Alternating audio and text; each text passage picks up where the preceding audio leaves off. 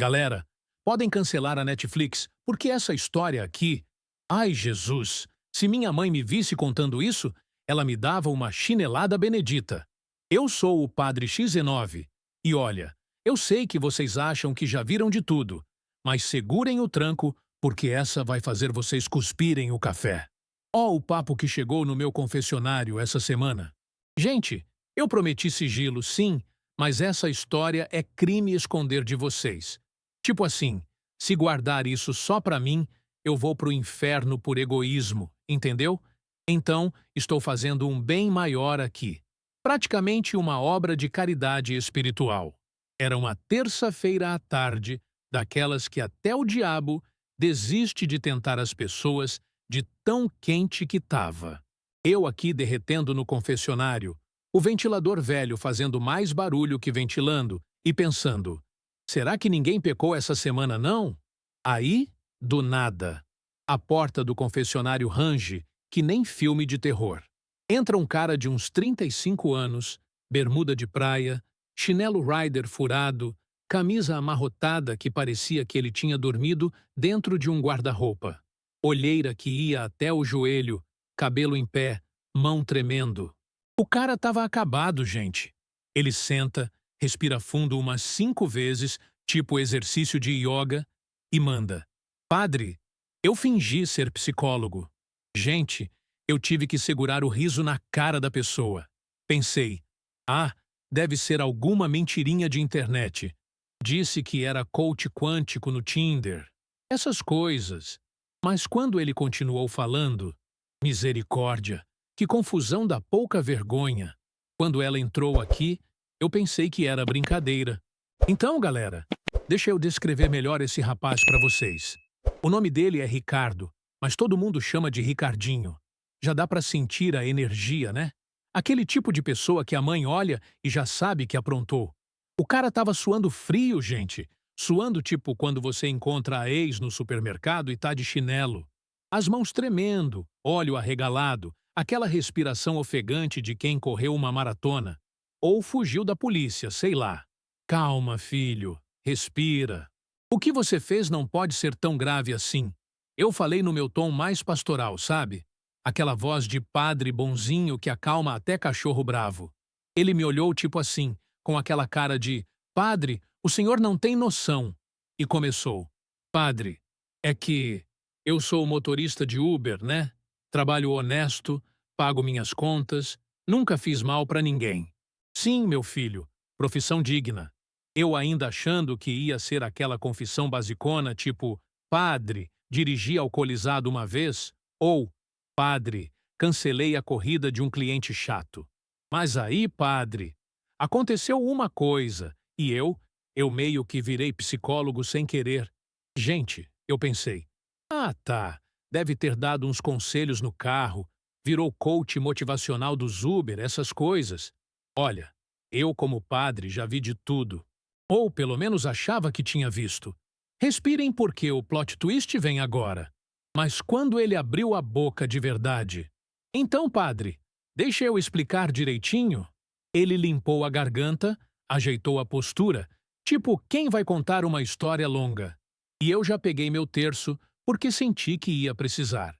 Eu tenho 35 anos, sou divorciado, moro sozinho num apartamento alugado. Trabalho de Uber faz uns 3 anos, desde que a firma onde eu trabalhava faliu. É uma vida simples, sabe? Acordo, ligo o app, fico rodando a cidade o dia inteiro. Entendo, meu filho. E daí? Eu ainda sem entender onde entrava o negócio de psicólogo nisso tudo. Aí, padre, eu comecei a perceber um padrão nas corridas. Tipo, a galera entrava no meu carro e... desabafava. Todo mundo, padre. Todo mundo. Parecia que meu carro tinha virado um confessionário sobre rodas. Olha, isso eu tive que concordar. Motorista de Uber é tipo padre mesmo, só que sem a parte do perdão divino e com GPS. As pessoas contavam os problemas do casamento, das dívidas, dos filhos, do trabalho. Eu só ficava ali dando uns aham, uns entendo e pronto. Achei que era normal, parte do trabalho. E é normal mesmo, eu falei, tranquilizando ele. Pois é, padre. Eu também achava que era. Ele deu uma risada nervosa daquelas que você dá quando sabe que fez besteira. E aí, galera, segurem firme. Mas aí ele respirou fundo e me contou a verdade toda. Padre, teve uma noite que mudou tudo. Era umas 23 horas. Eu peguei uma passageira chorando no ponto. Chorava que nem criança que perdeu o brinquedo na escola, soluçando mesmo. Coitada. Eu já imaginando o drama. Aí ela entrou no carro e começou a desabafar sobre o namorado que tinha terminado com ela por mensagem. Por mensagem, padre? Que covarde, né? Eu fiquei com dó, comecei a dar uns conselhos tipo: moça, você merece coisa melhor. Homem assim não presta. Essas coisas. Até aí tudo bem, meu filho. É ser humano. Ter empatia. Pois é. Só que no final da corrida, ela me agradeceu muito. Disse que eu tinha ajudado mais que o terapeuta dela, que ela pagava R$ 250 a sessão. Falou que eu devia cobrar por isso. Gente, vocês estão entendendo onde isso vai dar, né? E aí, padre? Ela perguntou se eu atendia consultas particulares. Eu, sem pensar muito, meio no embalo da conversa, disse: ah, eu faço umas sessões de aconselhamento sim. Ajudo as pessoas com os problemas delas. Ricardinho! Eu já sentindo o perigo. Eu sei, padre, eu sei. Mas era só para não decepcionar ela, entende? Foi uma mentirinha inocente, tipo dizer que leu o livro que não leu. Santo Antônio me proteja. Que situação é essa? Padre, 2 dias depois ela me ligou. Pegou meu número pelo app e mandou mensagem. Oi, Ricardo. Queria marcar aquela sessão de aconselhamento que você falou. Quando você pode? E você falou a verdade, né, Ricardinho? Eu já sabendo a resposta. Não, padre. Eu marquei. Marquei para sábado de tarde no shopping, numa cafeteria. Pensei, vou só conversar com ela, dar uns conselhos de amigo. Pronto. Gente, imaginem a cena, pelo amor de Deus. Chegou o sábado, eu todo arrumadinho.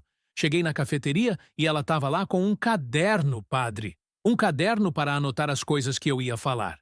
Eu gelei. Misericórdia! Aí ela sentou e começou. Então, doutor, eu estava pensando no que o senhor falou sobre padrões de relacionamento.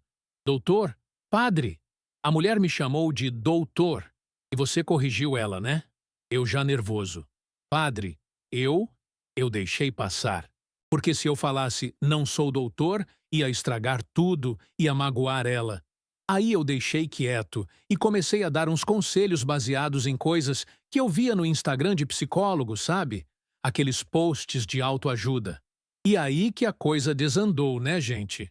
E no final da conversa, padre, ela me pagou. Colocou R$ 150 na minha mão e disse que foi a melhor sessão da vida dela. Mas aí apareceu a pessoa que mudou tudo. Uma semana depois, padre, 3 amigas dela me ligaram querendo sessão também. Ela tinha indicado. Falou para todo mundo que eu era um psicólogo incrível, diferente, que entendia as pessoas de verdade. Ricardinho, pelo amor de Deus. Eu sei. Mas, padre, eu pensei. Bom, já ajudei uma. Posso ajudar mais algumas? É só dar conselhos bons, né? E marquei com as 3. Separadinho. Uma por vez. Olha, se fosse comigo, eu já tinha desmaiado. Aí começou o malabarismo, padre. Eu tinha que lembrar o que cada uma tinha contado, os problemas de cada uma, as histórias. Eu fiz um caderninho secreto anotando tudo, tipo fichário de psicólogo mesmo. Você fez o quê? Tinha que fazer, padre, senão eu ia misturar tudo. Imagina eu perguntar para Carla sobre o marido dela e a Carla ser solteira? Ia dar ruim. Gente, eu aqui tentando manter a pose de padre e me acabando de rir por dentro. E as indicações não pararam. Em um mês eu tinha 15 pacientes fixos. Eu marcava as sessões nos intervalos do Uber, em cafeterias, praças, até na praça de alimentação do shopping. 15 pessoas enganadas, Ricardinho. Mas, padre, elas estavam melhorando. De verdade. Elas diziam que eu era melhor que os psicólogos de verdade porque eu entendia a realidade, porque eu falava a língua delas. E foi quando percebeu que tinha cavado fundo demais. Bloco 7. O backstory hilário. Padre, preciso confessar que isso não era a primeira vez que eu inventava uma coisinha aqui e ali. Ai, Jesus, tem mais? Quando eu era criança, padre, eu disse para a turma da escola que meu pai era piloto da Força Aérea. Meu pai era pintor de parede. Mas eu vi um filme de avião e achei legal. Quem nunca mentiu, que atire a primeira pedra. Mas, gente, isso aqui foi além. Na adolescência, eu disse para uma menina que eu tocava guitarra numa banda famosa. Padre, eu nem sabia segurar uma guitarra direito. Tive que aprender 3 acordes às pressas quando ela pediu para me ver tocar. E você nunca aprendeu a lição? É que sempre dava certo, padre. As mentiras sempre se resolviam sozinhas, sabe? Ou as pessoas esqueciam, ou eu mudava de assunto. Virou tipo um talento natural. Gente, a vida real supera qualquer novela, viu? No trabalho antigo, eu disse que tinha faculdade de administração. Não tinha, mas aprendi tudo na prática e ninguém nunca descobriu. Funcionou por 5 anos. Ricardinho, você tem um problema sério. Eu sei, padre, mas eu sempre fazia com boa intenção. Nunca foi para prejudicar ninguém, sempre foi para ajudar, para não decepcionar, para fazer as pessoas felizes. E agora? Mas dessa vez tinha ido longe demais. Padre, a primeira vez que eu quase fui descoberto foi terrível. Tinha uma paciente nova, a dona Márcia, que chegou na sessão e disse: Doutor, eu preciso falar sobre minha ansiedade generalizada com sintomas de despersonalização. E aí? Padre, eu não sabia o que era despersonalização. Eu só conhecia despersonalizar CPF. Gelei na hora. Comecei a suar. Jesus Cristo! Que novela mexicana é essa? Aí eu fiz o que qualquer pessoa desesperada faria. Peguei o celular, fingi que ia anotar algo importante e dei um Google rapidinho embaixo da mesa. Li a definição correndo e respondi: Ah, sim, a despersonalização. Aquela sensação de estar fora do próprio corpo, né? E ela acreditou? Acreditou. Mas, padre, meu coração estava a 1000. Ela ficou me olhando, esperando eu continuar.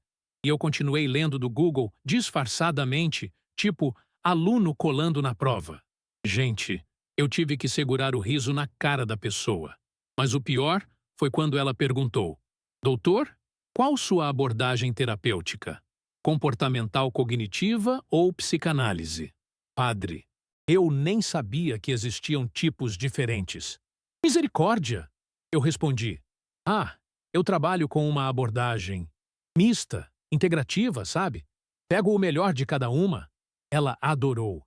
Disse que era revolucionário, mas mal sabia que o pior estava por vir. A segunda quase descoberta foi pior ainda, padre. Eu tinha marcado sessão com o seu Joaquim, um senhor de 60 anos. Marquei para 15 horas na praça de alimentação. Continua. Só que eu esqueci que tinha marcado com a Juliana também às 15 horas, no mesmo shopping. Quando eu vi as 2 mensagens confirmando, padre, quase tive um treco. Olha, se isso fosse filme, ninguém ia acreditar. Aí eu tive que fazer o seguinte: desmarcaram com a Juliana em cima da hora. Inventei que tive uma emergência familiar. Ela ficou preocupada, perguntou se estava tudo bem e eu mentindo que minha tia tinha passado mal. Ricardinho, eu sei, mas aí, na sessão com seu Joaquim, eu estava nervoso, olhando para todo lado com medo da Juliana aparecer de surpresa. O coitado do senhor deve ter pensado que eu é que precisava de terapia. E aí que aconteceu o impensável. No meio da sessão, padre, a Juliana me ligou. O celular tocou bem na hora que seu Joaquim estava desabafando sobre o filho. Eu atendi nervoso. Alô? E ela: Doutor, sua tia melhorou? Posso remarcar? E seu Joaquim escutou? Escutou. Perguntou: Doutor, sua tia está doente? Eu tive que improvisar que era outra tia, que eu tinha várias tias doentes. E foi quando apareceu a pessoa que ela menos queria ver. Padre, o quase flagra épico aconteceu num sábado. Eu tinha marcado 3 sessões no mesmo dia, em lugares diferentes do shopping. Uma às 1 horas, outra às 16 e outra às 18 horas. Segurança total, né? Claro que não deu certo. Não deu. A das 14 rara atrasou e terminou só às 15h30. Aí eu tava correndo feito doido pro outro lado do shopping para pegar a das 16 horas. E no meio do caminho, padre, eu esbarrei na paciente das 18 horas que tinha chegado cedo. Gente, podem cancelar a Netflix porque essa história aqui... Ela me viu e gritou: Doutor Ricardo, eu congelei, porque a paciente das 16 horas estava me esperando há meia hora ligando no meu celular que estava no silencioso. E agora? Aí eu disse para que tinha chegado cedo. Oi, Fernanda. Desculpa, mas sua sessão é só às 18 horas. Eu tenho outra paciente agora. E saí correndo. Mas quando cheguei na praça de alimentação, as duas estavam lá. A das 16 horas esperando brava. E a das 18 horas tinha sentado numa mesa próxima para tomar um café. Jesus amado. Padre, eu suando, elas se olhando, e eu tentando fazer sessão com uma enquanto a outra estava, a 3 mesas de distância, me encarando. Eu tinha que falar baixo, disfarçar e ainda fazer a terapia funcionar. Mas a sorte dele estava no fim. Padre, nos meses seguintes a coisa descontrolou de vez. Eu tinha 23 pacientes fixos. 23. Eu mal conseguia dirigir o Uber direito, vivia correndo de sessão em sessão. 23 pessoas enganadas, Ricardinho. E o pior, eles começaram a me indicar para outros psicólogos de verdade. Teve uma que falou: Doutor Ricardo, tem um evento de psicologia no hotel. O senhor vai? Eu nem sabia que tinha evento. Vocês estão entendendo a loucura que foi isso? Aí eu tinha que inventar. Desculpa. Nesse dia eu tenho um congresso em São Paulo. Mentira em cima de mentira, padre. E sua agenda? Era um caos. Eu tinha sessões marcadas no Google Calendar com nomes códigos: ansiedade loira, depressão moreno, pânico ruiva. Se alguém visse aquilo, padre. Santa paciência. Que confusão da pouca vergonha. Teve um dia que eu estava atendendo um paciente no shopping e outro me ligou em crise de ansiedade. Eu tive que fazer terapia ao telefone enquanto fingia que estava fazendo anotações importantes para o que estava na minha frente. Isso é loucura! E teve pior. 2 pacientes trabalhavam na mesma empresa. Eu atendia um na segunda e outro na quarta. E tinha que lembrar de não misturar as histórias. Um reclamava do chefe. O outro era o chefe. E foi quando tudo aconteceu ao mesmo tempo. Padre, chegou o dia do apocalipse. Eu tinha marcado uma sessão às 17 horas numa cafeteria nova. Cheguei lá e quem estava sentada esperando? A primeira paciente, aquela que tinha começado tudo. E daí? Daí que ela não era a marcada para as 17 horas. Ela tinha aparecido sem avisar porque passou por ali e quis dar um oi. E a paciente marcada chegou 2 minutos depois. E aí que a coisa desandou, né, gente? As duas se cumprimentaram. Oi, você também é paciente do doutor? Ricardo? Sou. Você também? Padre, eu querendo cavar um buraco e sumir. Misericórdia. Mas espera que piora. Enquanto elas conversavam, chegou mais uma. Uma que eu tinha desmarcado, mas ela não viu a mensagem. 3 pacientes no mesmo lugar. Mesma hora. Se conhecendo? Olha, se eu não tivesse ouvido pessoalmente, jamais acreditaria. Elas começaram a trocar experiências. Nossa, o doutor. Ricardo me ajudou muito com ansiedade. Comigo foi depressão. Comigo foi síndrome do pânico. E eu ali suando, tentando controlar a situação. E conseguiu? Consegui nada. Porque aí uma delas perguntou: Gente, vocês sabem em que faculdade o doutor Ricardo se formou? E as outras: Não sei, nunca perguntei. E todas me olharam esperando resposta. Nesse momento, não tinha mais volta. Eu estava travado, padre. Boca seca, coração a mil, as 3 me encarando. Aí eu disse: eu me formei em... E nessa hora, padre, apareceu a pior pessoa possível. Quem? Meu primo. O Fábio, que é psicólogo de verdade. Ele entrou na cafeteria, me viu e gritou: Ricardinho, que surpresa, primo! Você aqui? E veio me abraçar. Imaginem a cena, pelo amor de Deus. As 3 pacientes olharam para ele. Ele olhou para elas. E uma delas falou: "Ah, você conhece o doutor Ricardo?" E meu primo, inocente, soltou: "Doutor, Ricardo? Esse aqui? Mas ele é motorista de Uber. Não é psicólogo, não." E riu. Ai, meu Deus. Silêncio total, padre. Aquele silêncio de velório. As 3 me olhando, tipo, como assim? E eu ali, querendo que a terra me engolisse. E você disse o quê? Tentei salvar. Ah, ele tá brincando. A gente tem essa piada interna. Mas meu primo continuou. Piada? Ricardinho, você nem tem faculdade.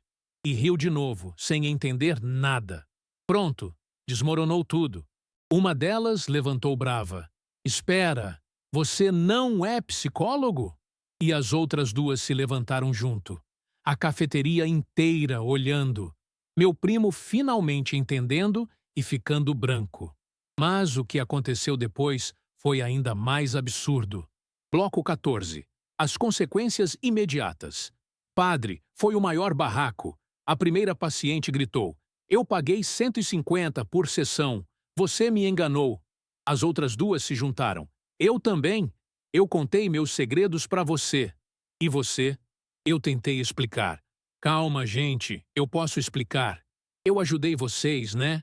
Vocês melhoraram." E uma delas: "Mas você não é formado. Isso é crime."